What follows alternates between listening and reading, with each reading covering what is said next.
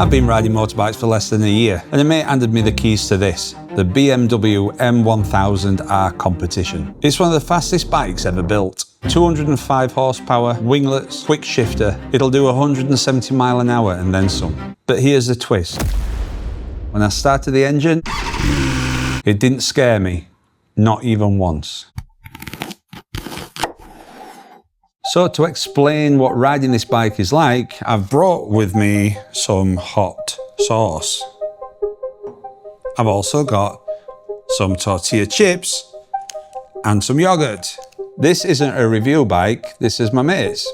He handed me the keys and said, see what you think. I didn't touch the modes, I didn't fiddle with the settings, and if I'm honest, I didn't know what half the buttons did anyway. I just got on it and I rode it. If you do any reading on the BMW M1000R Competition, then you'll see that journalists call it savage. They call it brutal and untamed, and they'll throw words around such as widowmaker. But what I found was something else entirely. Before we go any further, under 38% of the people that watch this channel every week are subscribed. Please hit the subscribe button, and in return, I promise to make these videos better every single week. Now this sauce we'll get rid of for now, but this sauce, this is habanero sauce. So this is like the throttle on the BMW M1000R. It's not a mild sauce. However, if you only have a little bit of it, then it's manageable. Now I've not tried this sauce, so let's hope it's not really bad. It's very manageable. I think anybody can take that. Although it seems a bit spicy, that.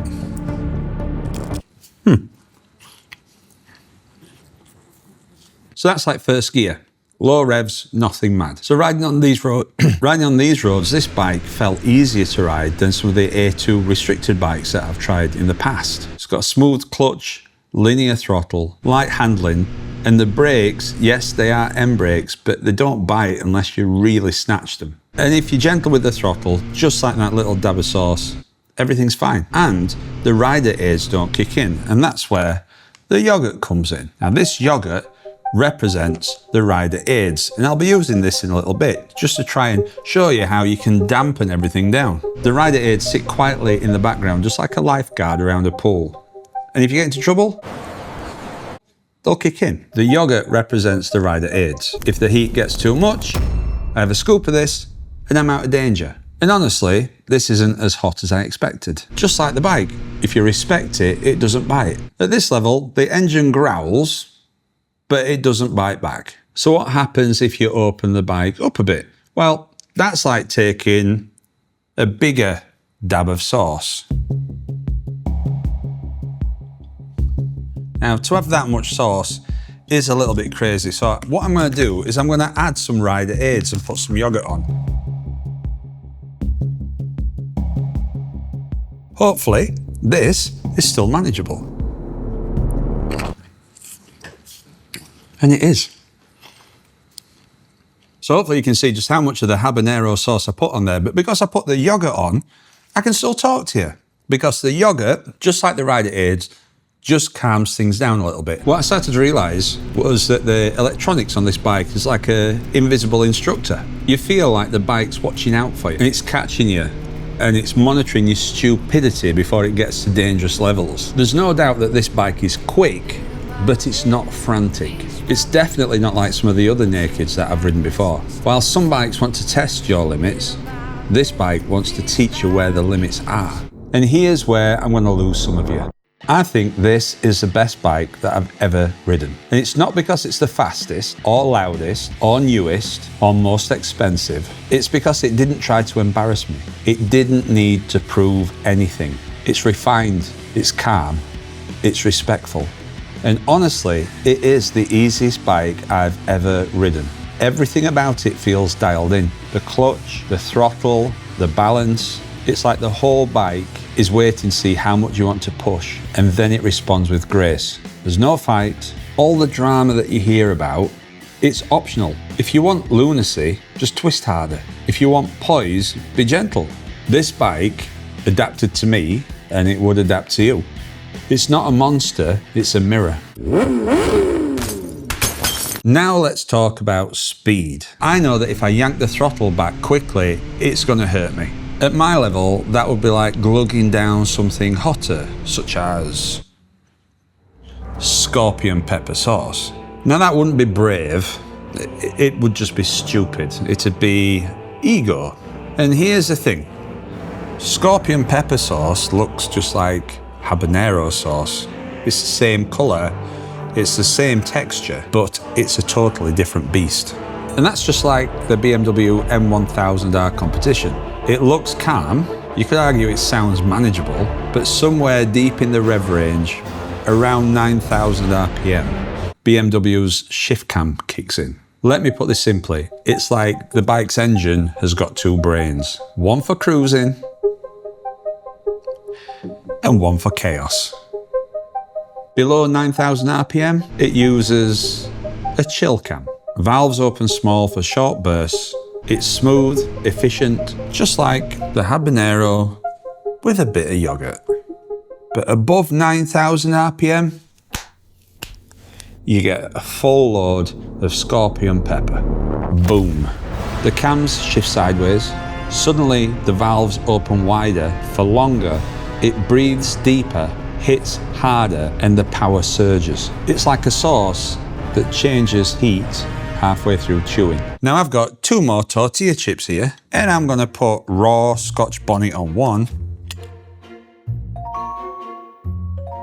And on the other one, I'm gonna put raw scorpion pepper. Now the thing is, in a situation like this, it's very, very easy to remember which is which. So I'm in no danger of picking the wrong one up. And that's like riding the bike, because as long as you're sensible and you don't yank the throttle back, you're not really in any danger. The bike will take care of you. Now, which one was it that was the habanero? This one, or was it this one?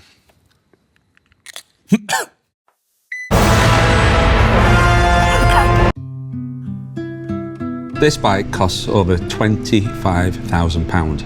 Now that's a deposit on a house. You could buy a car or a luxury holiday for all the family. But the M1000R Competition doesn't want you to justify its price. It just wants you to ride it. To me, it's not the power that made it great, it's the self-control, the manners, the fact that it allowed a new rider like me to have the ride of my life without scaring me off.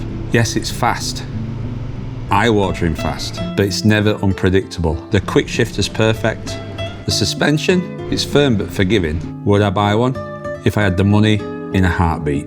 The only thing that really scares me about this bike is how easy it made me feel brave. Same sauce, different dose, same bike, different throttle. This hasn't been a test in bravery, it's been a test in behaviour from a machine that knows more about self-restraint than most people that I know. It's like when a group of lads go out for a curry. Most of them stick with a tikka. You can dial the heat up and down, and that's this bike. But there's always one, that one lad in your group of friends that orders the vindaloo. And he eats it, and he tells everybody that it's no problem, and then he spends the rest of the evening sweating and uncomfortable. This bike lets you be either of those two people. Just choose wisely. So the question is, would you twist it?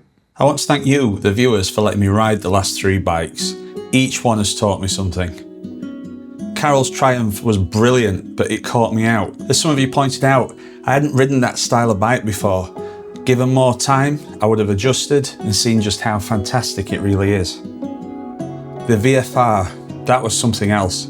It took me back to my youth. It reminded me that at its core, a motorbike is really just an engine and 2 wheels. It doesn't need the latest dash to be magic. And John's BMW M1000R Competition, that was a masterclass. An engineering marvel worth every single one of its £25,000. I'm genuinely grateful to have had this opportunity. I'd recommend all 3 of these bikes without hesitation. Their owners really know their machines. But they had one more for me to try. This is the most exciting and most dangerous ride yet.